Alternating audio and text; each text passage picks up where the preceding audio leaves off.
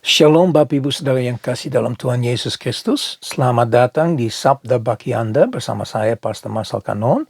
Dan kami sudah masuk di minggu yang baru. Sekali lagi sungguh luar biasa di mana kita dapat bertemu kembali untuk mempelajari firman Tuhan.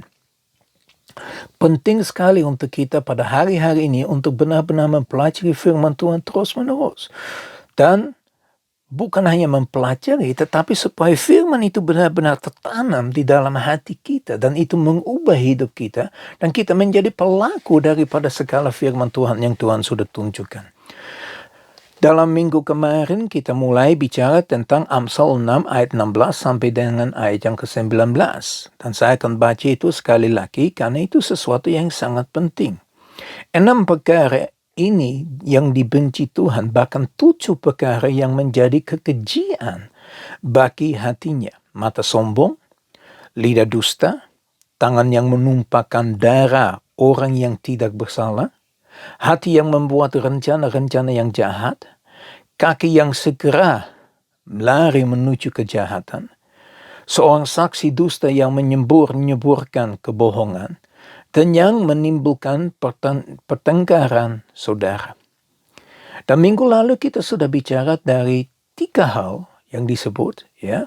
Kita masih ada 4 hal lagi untuk minggu ini, yaitu mata sombong, lidah dusta, dan tangan yang menumpahkan darah orang yang tidak bersalah.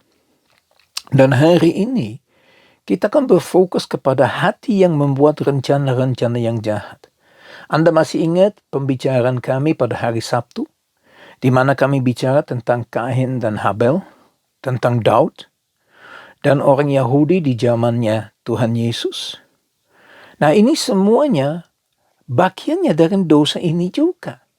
Karena sebelum kita bisa membunuh darah orang yang tidak bersalah, itu harus ada yang nama rencana.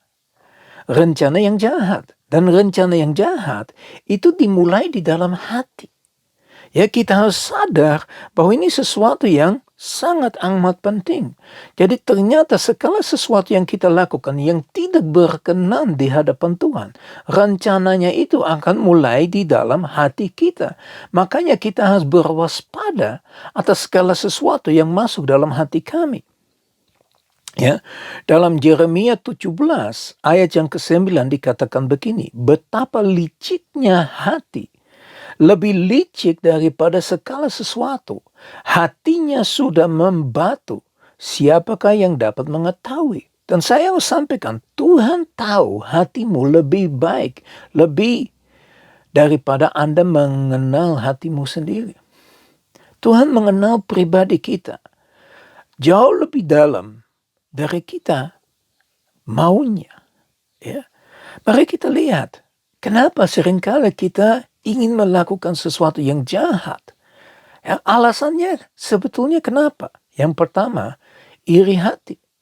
Kita melihat orangnya, kita iri terhadap mereka, dan kita mau melakukan sesuatu yang jahat. Atau sebagai menutupi dosa yang sudah dilakukan. Ingat Daud. Daud berzina dengan Bathsheba, ya, sudah berdosa, dan dia harus menutupi dosa dengan Uria harus mati.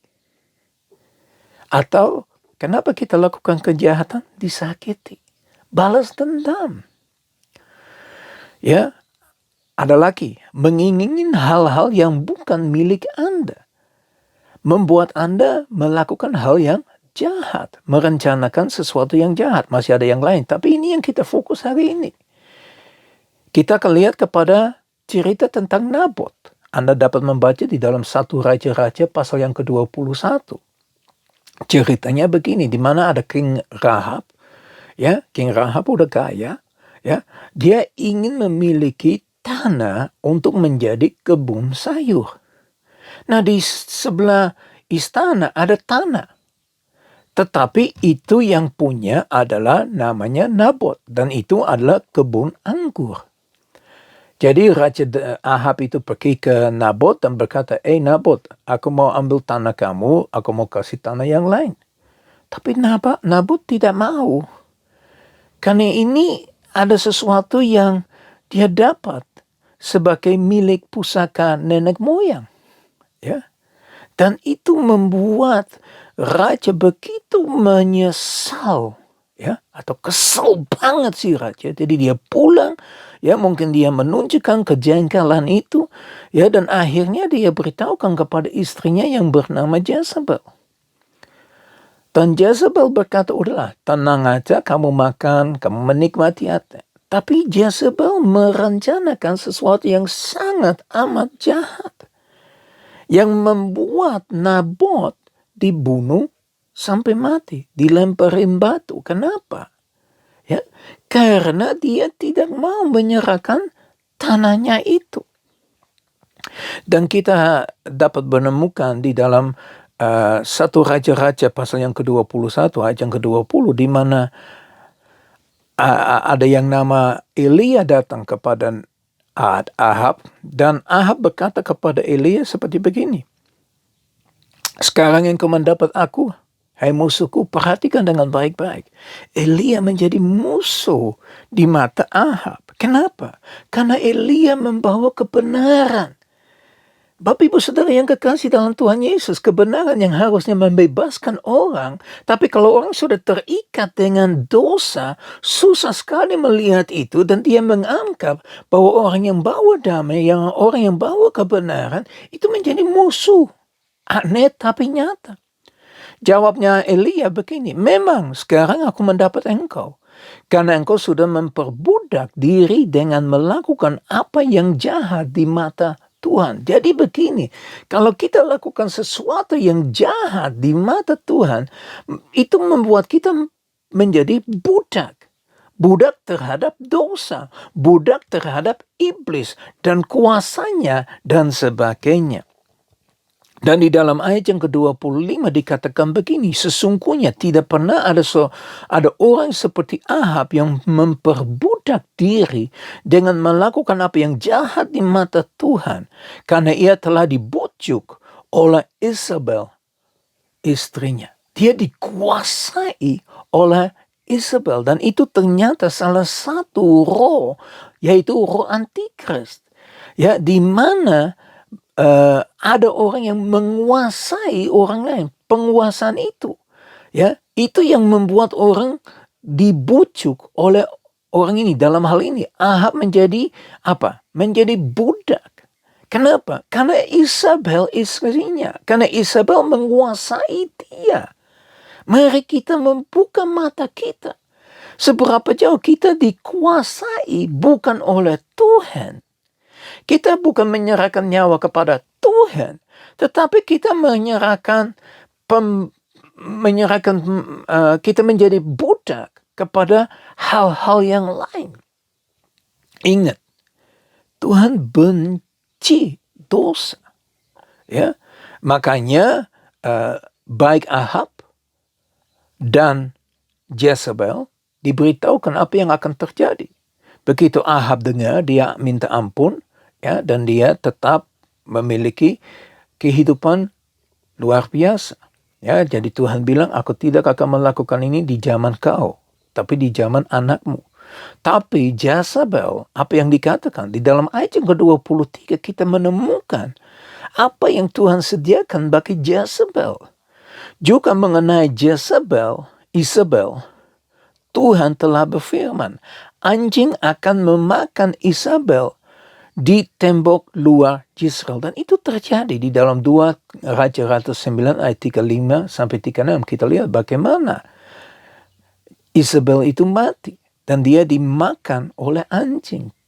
Hanya dapat ketemu tulangnya saja. Bapak Ibu Saudara yang kekasih dalam Tuhan Yesus Kristus, kita harus mengatasi segala sakit penyakit. Maksudnya sakit hati, ya. Kita harus meninggalkan itu. Kita jangan simpen, ya, sakit hati, kecewa, kesel, kepahitan, ya, ditolak. Bagaimana kita akan mengatasi? Dengan lepaskan itu saja. Belajar untuk melepaskan pengampunan dan untuk tidak ingat lagi. Di dalam Roma pasal yang ke-12 ayat yang ke-19 dikatakan begini. Saudara-saudaraku yang kekasih, janganlah kamu sendiri menurut pembalasannya, tapi berilah tempat kepada murka Allah. Sebab ada tertulis, pembalasan itu adalah hakku. Akulah yang akan menuntut pembalasan firman Tuhan. Tuhan akan membalas segala kejahatan yang dilakukan terhadap kau. Kau tidak perlu membalas. Ya, ingat, saya kemarin udah bilang, kemarin atau 2 hari lalu saya lupa.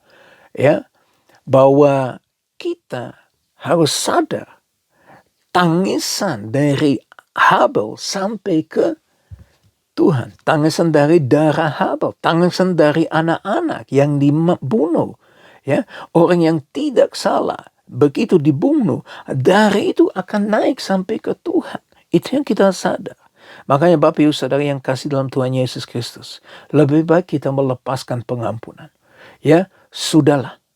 Ya, jangan sampai membawa kejahatan yang dipikirkan dalam hati sampai dilakukan. Karena itu lebih parah lagi.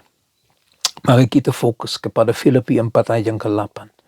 Jadi akhirnya saudara-saudara, semua yang benar, semua yang mulia, semua yang adil, semua yang suci, semua yang manis, semua yang sedap didengar, semua yang disebut kebajikan dan patut dipuji, pikirkanlah semuanya itu. Mari kita melakukan itu saja. Ya, mulai fokus kepada perkara di atas, mulai fokus kepada apa yang Tuhan mau, mulai fokus kepada apa yang Tuhan minta daripada kita. Pikirkan yang baik, yang benar, yang suci, yang adil, yang manis, ya, dan seterusnya dan seterusnya. Mari kita berdoa. Bapa kami yang di surga, kami bersyukur dan muliakan Engkau Tuhan. Terima kasih Bapa atas kebaikan-Mu, atas kasih-Mu, atas pertolongan yang Engkau berikan kepada kami. Hari ini Tuhan kami berdoa Engkau terus menyelidiki hati kami Tuhan. Apakah ada kejahatan di dalam hati kami, rencana-rencana yang kami mau lakukan yang tidak berkenan di hadapan Engkau. Ampunilah kami Tuhan, tolong kuatkanlah kami Tuhan untuk mengampuni mereka yang bersalah kepada kami, yang membuat kami iri hati, yang membuat kami benci, mereka yang membuat kami sakit hati, yang membuat kami merencanakan atau membuat kami mengingini sesuatu yang tidak kami miliki. Untuk itu Bapa, biar mata kami tertuju kepada Engkau dan kami dapat belajar untuk melepaskan pengampunan, untuk tidak melakukan kejahatan yang sudah ada dalam hati kami, tapi kami dapat membuang dari hati kami. Dalam nama Tuhan Yesus Kristus kami berdoa. Haleluya. Amin. Sekali lagi Bapak Ibu Saudara yang kasih dalam Tuhan Yesus, mari kita serius. Renungkan apa yang Tuhan sudah sampaikan dalam firman-Nya. Ya, supaya jangan merencanakan sesuatu yang jahat. Apalagi melakukan, itu lebih parah lagi dan kami sudah bahas hari Sabtu. Ya, saya berdoa supaya benar-benar Tuhan memberkati engkau.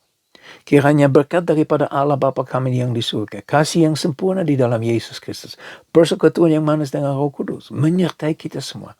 Mulai saat ini sampai Maranatha Tuhan Yesus datang kembali, bahkan sampai selama-lamanya. Mari Bapak Ibu Saudara yang kasih dalam Tuhan Yesus Kristus, maju terus. Jangan sekali melihat ke belakang, jangan sekali menoleh ke belakang, jangan sekali berbalik ke belakang. Maju terus bersama Yesus dan menjadi orang yang lebih dari pemenang. Ya, bersama Yesus kita lakukan perkara yang besar. Tuhan Yesus memberkati, sampai ketemu besok. Ya, shalom.